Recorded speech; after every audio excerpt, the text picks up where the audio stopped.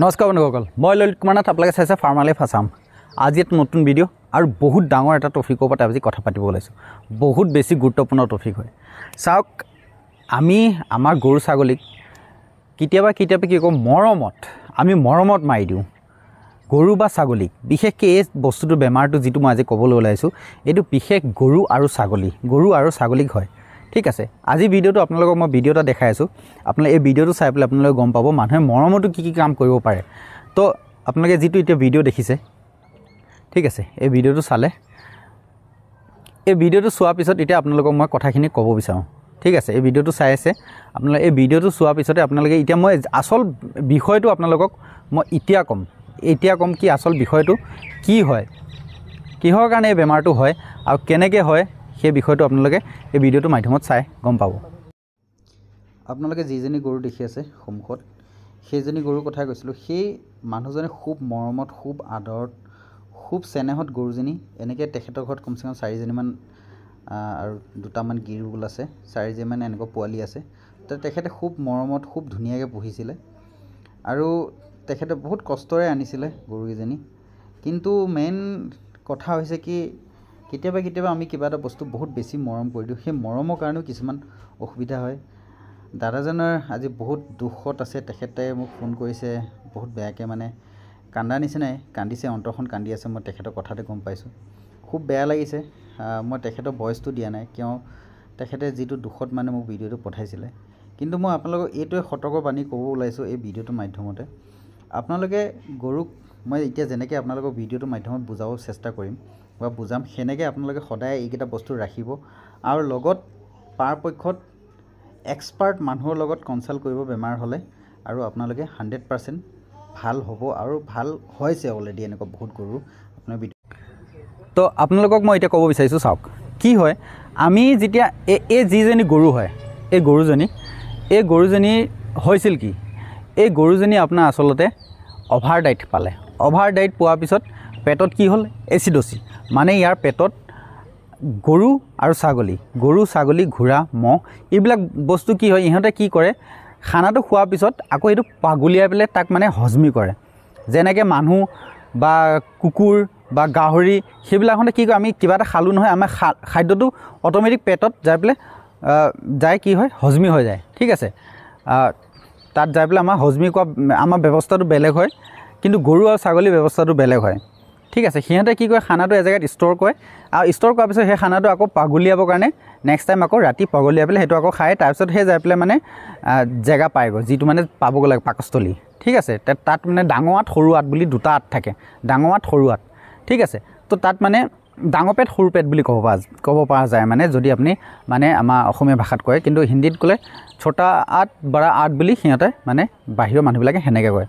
তো ইয়াত আপোনাৰ কি হৈছিলে, সেই গৰুজনীক কি হৈছিলে, যেতিয়া মানে দানা অভাৰকৈ খুৱাই দিলে, দানাৰ ওপৰত খেৰ খালে, খেৰৰ ওপৰত কেঁচা ঘাঁহ খালে, তো সেইবিলাক বস্তু যেতিয়া গোটেইখিনি বস্তু একেলগে খালে, খোৱাৰ পিছত গোটেই পেটটো ফুলি গ'ল। ফুলাৰ পিছত তাত মানে জেগা নাইকিয়া হয়। সেই বস্তুটো হয় কেনেকৈ, যেতিয়া আপোনালোকে গৰুজনীক ৰাতিপুৱা ভাগত ঘাঁহ দিলে, ঘাঁহ ঠিক ঠাক খালে গৰুজনী, খোৱাৰ পিছত আপুনি আকৌ খেৰ দিলে, খেৰ খালে, পানী খালে।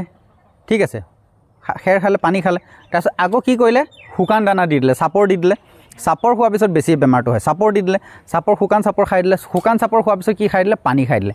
পেটৰ ভিতৰত যেতিয়া চাপৰটো গুচি গ'ল, যোৱাৰ পিছত পানী খাই দিলে, পানী খোৱাৰ পিছত বস্তুটো পেকিং হৈ গ'ল, ফুলি গ'ল, চাপৰটোৰ ভিতৰত ফুলি যোৱাৰ পিছত পেকিং হৈ যায়। পেকিং হোৱাৰ পিছত সেইটো গৰু মানে অলপমান জেগা এক্সট্ৰা থাকে, গৰুৱে অলপমান নিজৰ খাদ্যটো হেৰি কৰিবৰ কাৰণে এক্সট্ৰা জেগা থাকে।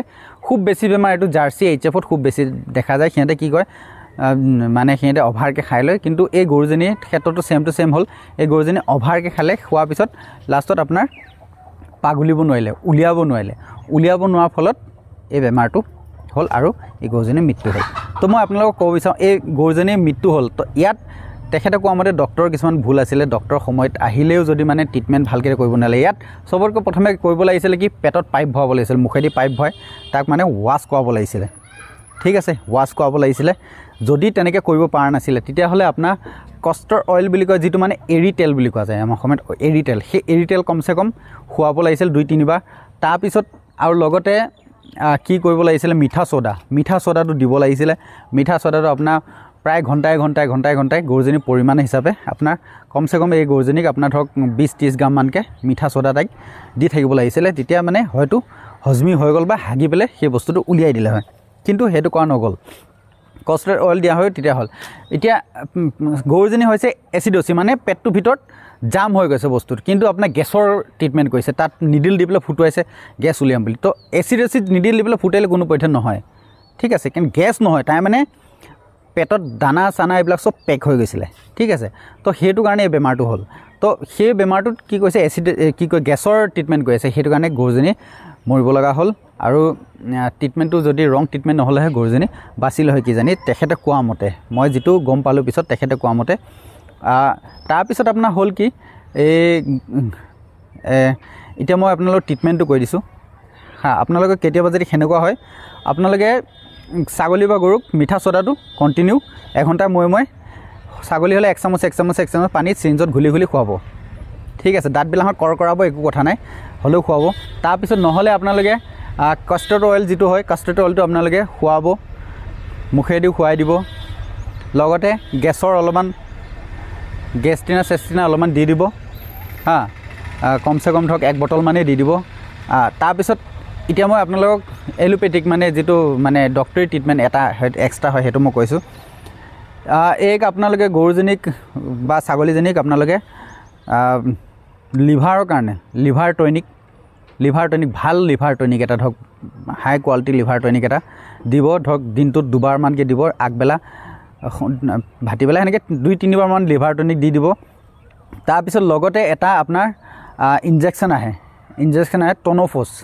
টন'ফছটো আপুনি অভাৰড'জ দিলেও ইয়াৰ কোনো ছাইড এফেক্ট নাই টন'ফছটো কোনো যদি আপুনি অভাৰড'জ দি দিয়ে তেতিয়াও ইয়াৰ কোনো ছাইড এফেক্ট নাই তো টন'ফছটো আপোনালোকে ছাগলীজনী যদি হয় ৰাতিপুৱা এবাৰ সন্ধিয়া এবাৰ দিনটোত 2বাৰকৈ 3 ml 2 ml 3 ml 2 ml body weight হিচাপে তাইক আপুনি 5 ml লৈকে টন'ফছ 2বাৰকৈ দিব পাৰে 3 দিনমান দিয়াৰ পিছত বা 2 দিনমান দিয়াৰ পিছত 100% ছাগলীজনী যোগালী কৰিব ষ্টাৰ্ট কৰি দিয়ে মানে পাগুলিয়াব ষ্টাৰ্ট কৰাৰ পিছত ভাল হৈ যায় সেইটো চবতকৈ বেষ্ট ট্ৰিটমেণ্ট টন'ফছ এইকেইটা বস্তু আপোনালোকে সদায় ৰাখিব ফাৰ্মত মিঠা ছ'ডাটো ৰাখিব ছ'ডা খাৰ যিটো আমি কওঁ মিঠা ছ'ডাটো ৰাখিব কেষ্টাৰ্ড অইলটো ৰাখিব টন'ফছটো ৰাখিব লিভাৰ টনিক এটা ৰাখিব আপোনালোকে ছাগলীক কেতিয়াও এনেকৈ অভাৰকৈ খুৱাই নিদিব বা সন্ধিয়া সময়ত আপোনালোকে ছাগলী বান্ধা আগত যদি চাপৰ শুকান দিছে তাৰপিছত পানী খুৱাই নিদিব শুকান যদি চাপৰ দিছে আপুনি পানী খুৱাই নিদিব আৰু পৰাপক্ষত পানীত সদায় ভিজাই পেলাই চাপৰটো দিব লাগে সেনেকৈ দিলে কোনো এনেকুৱা ধৰণৰ প্ৰব্লেম নহয় আৰু মাজে কি কৰিব মিঠা ছ'ডা আপোনাৰ দানা লগত আপোনালোকে দি থাকিব